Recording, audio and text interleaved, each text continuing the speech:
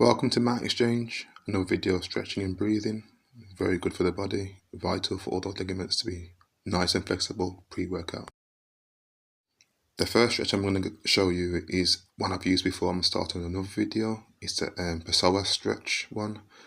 I'm going to put my hands inside of my hips, raise my chin up and raise my hands up. I want to feel for any tension. When I breathe in and out, I feel it stretching from my knee through my groin into my chest, all the way up to my neck, and I'm breathing all the way in, all the way out for 5 for each one of these, because there's not really a lot of tension in this area, but it does get a lot of tension out. I'm really pushing up to the ceiling, not with a lot of force, just to hold it and feel any tension I can feel, and breathe in, breathe out to release all the tension out of my body. So when I go to the workout, my body's ready.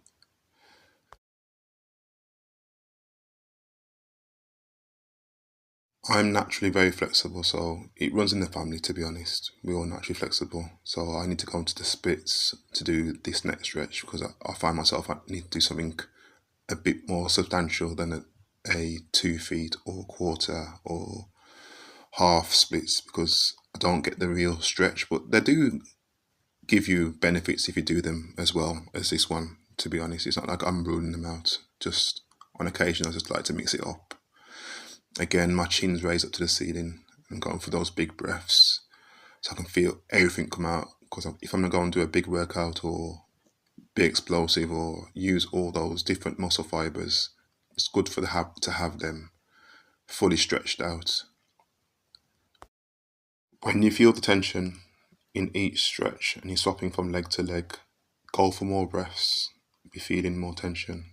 Don't go for 5, go for 10, or even go for more than 10 until you feel the release come out.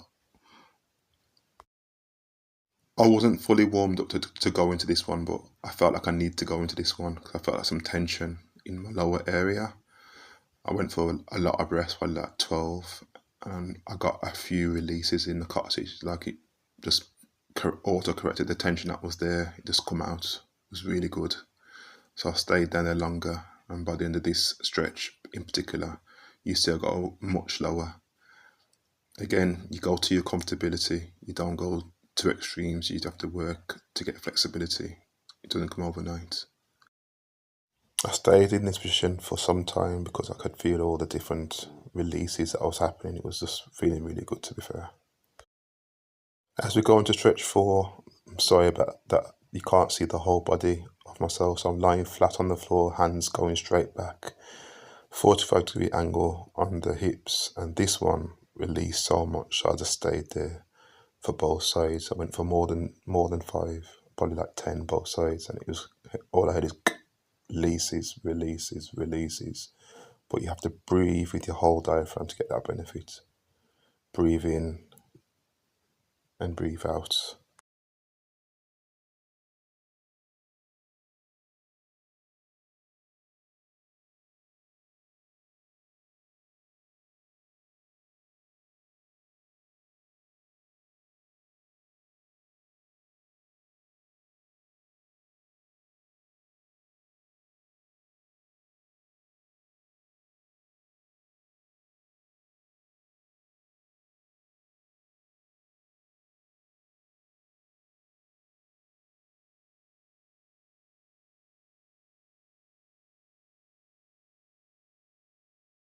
Going into the 4th stretch, we're going to do the child's pose firstly. Then we're going to stay here for about 5 breaths. After this stretch, we're going to go into the fascia stretch where I cross my knee off my knee. Then I lean back. I even push down and force myself back a bit once the releases start to happen more to get the benefit into the coccyx area. It felt really good. But always do both sides, equal amount of time as possible. Some nice tension releases in this one, so I stayed there for longer than 5 for both sides.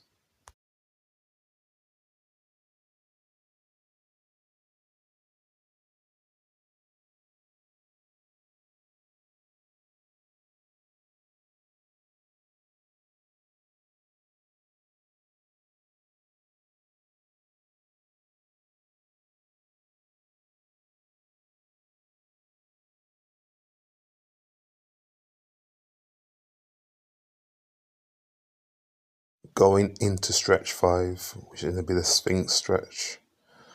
With this one, it's really, really good, especially down the back, down to the pelvis, down to the coccyx. As you go through each breath, you feel like you need to adjust your hands to get the pressure still going into the pelvis area, and eventually you want the pelvis to touch the floor to get the tension out of the spine and to decompress and stretch. There's always a lot of tension in the neck, so what I'm doing with my neck is just literally lifting it up as well to get the stretch go through the neck straight down into my glutes. It's really good. Going into the final stretch again, sorry for the angle, I hope you can get the gist of it. So I've taken 2 of these step up boxes, placed a floor mat on top of it. I've had my arms go straight out to the sides and breathing for 10. And you feel your chest, to your hands, to your fingers, just release all the tension. It's really, really, really good and beneficial. Notice I change my hand position all the time. So palm facing down, palm facing up, and halfway to get different stretches across my chest.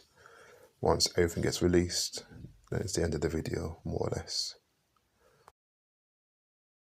So the last stretch, which is stretch 7, I put my hands out fully to the top of my head and push out. And with my feet, I did the same. And again, I'm going just for the breathing to accentuate any tension, remove any tension from the body, and just go for 5 to 10 breaths. And it was actually quite good. I recommend it. Like, subscribe, comment. Thank you for watching.